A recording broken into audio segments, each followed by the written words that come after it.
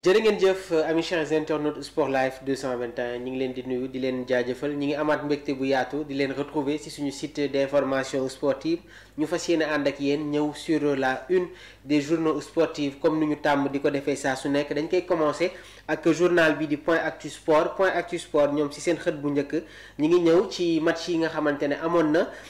ci Ligue des Champions donc Inter de Milan doon jouer ak équipe bii di Bayern de Munich ca Allianz Arena ci beneen match bi tamit Arsenal doon dalal Real de Madrid ci Emirates Stadium donc mu nekkoon ni tamit ñaari choc yi nga xamante ne amoon na dans cette tournée européenne Point Actu Sport nag ñoom ñi ngi ñëw sur la victoire éclatante des Gunners face aux Merengues 3-0 Arsenal et Declan Rice terrasse le Real de Madrid beneen match bi tamit Inter de Milan jot na réaliser un gros coup face au Bayern de Munich gannaaw ba ñu fekkiwee les Bavarois fële ci Allianz Arena gagné leen sur le score de 2-1 les buteurs de cette rencontre Lautaro Martinez nekk attaquant bu Inter moom moo njëkk a dugal le premier but de cette rencontre à la 30e minute de jeu Thomas Müller égalise en faveur des Bavarois à la 85e minute de jeu qu'est-ce qui va se passer à la 88e minute de jeu Carlos Augusto sert David Fratesi pour le deuxième but de cette rencontre côté interiste donc mu nekk tamit un résultat positif pour les hommes de Simone Inzaghi ñu war a dalal tamit Bayern Munich fële ca Giuseppe Meazza au match retour si beneen match bi tamit dañuy ñëw sur la victoire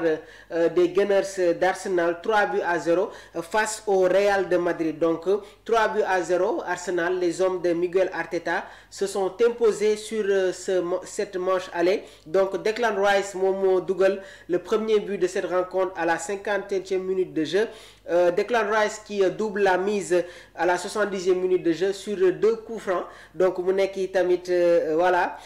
des coups francs exceptionnels superbes qui permet aux Gunners de devancer les Merengues 75e minute de jeu sur une passe lumineuse de Lewis Kelly Mikel Merino marque le 3e but de cette rencontre en faveur des Gunners d'Arsenal waaye tamit dinañu ñëw tuuti sur le schéma tactique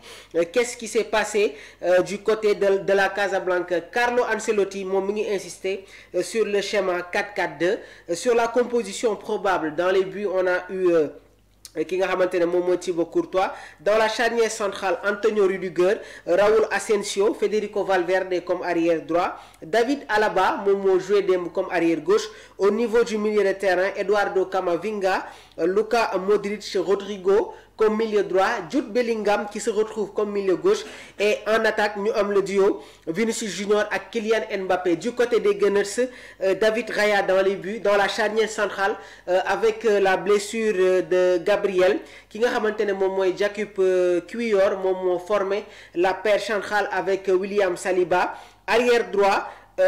Timber moom moo joué ci wàll boobu Kelly qui évolue sur le côté gauche au niveau du milieu de terrain Thomas Partey Martin Odegaard ak Declan Rice et en attaque ñu am un trio Bukayo Saka Mikel Merino Gabriel Martinelli Mikel Merino qui se retrouve dans un rôle de électron libre waaye tamit daan nañ ko gis muy jouer comme second attaquant avec les blessures de Kai Havertz ak Gabriel Jesus donc ki nga xamante ne nag moom mooy Miguel Arteta dafa ñëwaat sur un nouveau système boo xamante ne permettre na aux Gunners ñu jël les devants dans cette rencontre waaye nag attention à la communication des Merengues au sortir de cette rencontre le Real de Madrid a l'habitude de faire des remontadas fële ce Santiago Bernabéu donc côté Gunners il faudra faire très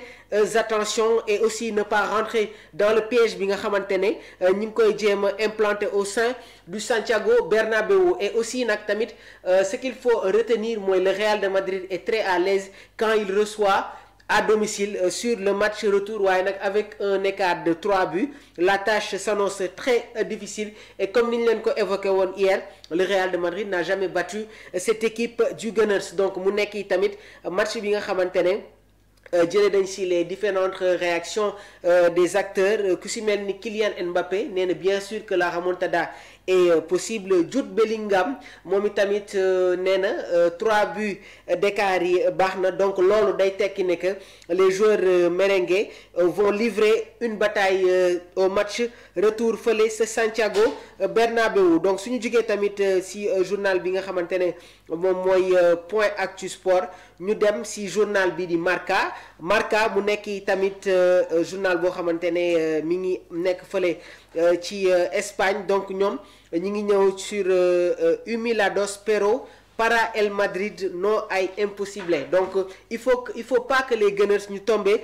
sur le piège en termes de l'aspect communicationnel. donc même sax suñu sukkandikoo si édition bi nga xamante ne moom la Marca génnee, ñoom ñi ngi gëm ba tey que le Real de Madrid peut faire un exploit au match retour. waaye nag ça va être très difficile avec le retour de Bukayo Saka qu'on a senti même un peu fébrile, bien vrai qu'il n'est pas encore à 100%, mais au match retour on verra que tey jii les Gunners dinañu ñëw au complet. waaye tamit si seen axe central bi gis nañu un joueur comme Gabriel, à cause d'une blessure il n'a pas été là. donc Arsenal tamit am nañu des joueurs clés yoo xamante ne ils ne sont pas encore à l'état de leur plus grande forme. donc ça va être un match très compliqué au match retour. suñu jógee foofu ñu dem ci journal bi nga xamante ne moom mooy record ñoom ñi ngi ñëw sur la pépite de l'équipe nationale du Sénégal muy Assane Diao nag jamono ji mi ngi affolé déjà l'Angleterre, Manchester United, Manchester City ak Liverpool rentré nañu en contact avec l'entourage du joueur, waaye tamit évoqué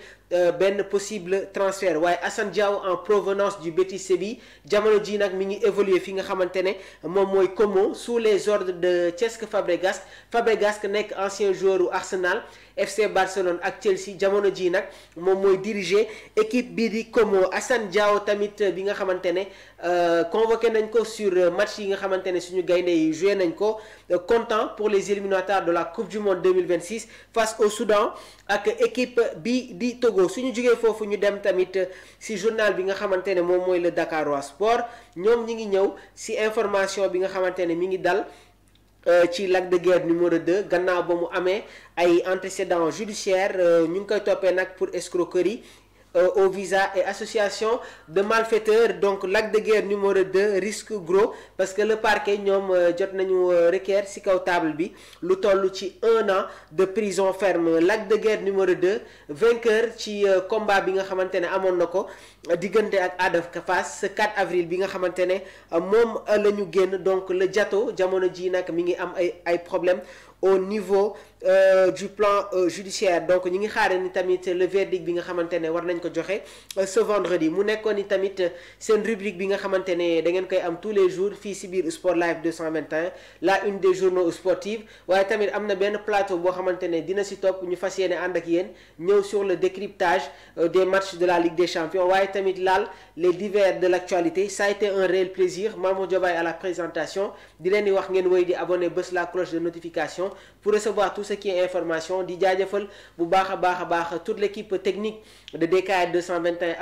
ak Sport Life 221, Omar Silla, Abdourahmane. du yàgg tuuti tamit dinañ ko yaatal sur édition spéciale bi nga xamante ne dina laal la Ligue des Champions. di nuyu au passage tamit Madiane Diallo nekk tamit un fervent supporter du Real de Madrid. il croit au match retour, waaye tamit à travers ses chroniques mun nañu jàpp ne que avec le Real de Madrid tout est possible, mais la tâche s'annonce très difficile. un bonjour à mon juriste publiciste Ahmadou Bamba Dieng. jërë ngeen jëf.